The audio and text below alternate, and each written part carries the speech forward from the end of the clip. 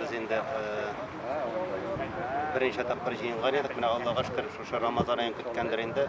Mana Allohga shukr endi jiyilib, bugun bütün imamlar, shahar imamlari jiyilib bunda endi şuşa meşetning açılışın ilan etəcəkmiz endi. İş başın ilan etəcəkmiz. Biz endi mana ko'p vaqtda aytamiz, mana meşetga negiz solindi.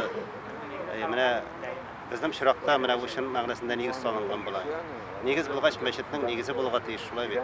Har ushaqda biz kelamiz da mana Qirojirga mana bunda endi meşet bo'ladi deb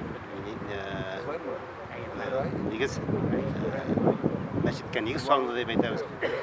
Bunda endi bizning alhamdulillah mana sibaylar qag'ilgan, rost o'rishlangan. Alhamdulillah negizi azir.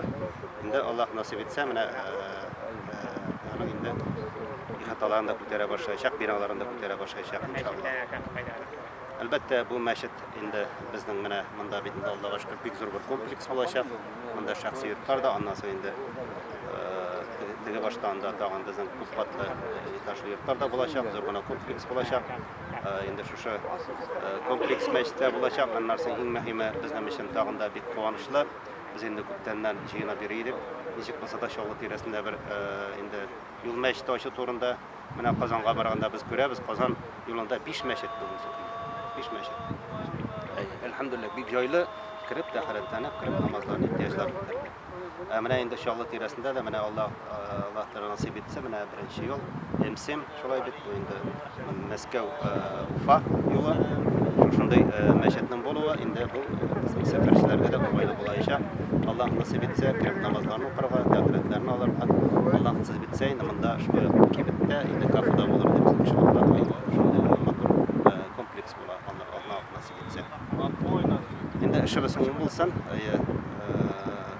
boshlab jiberamiz alhamdulillah. Endi Allah nasib etsa uzoqda o'tmas.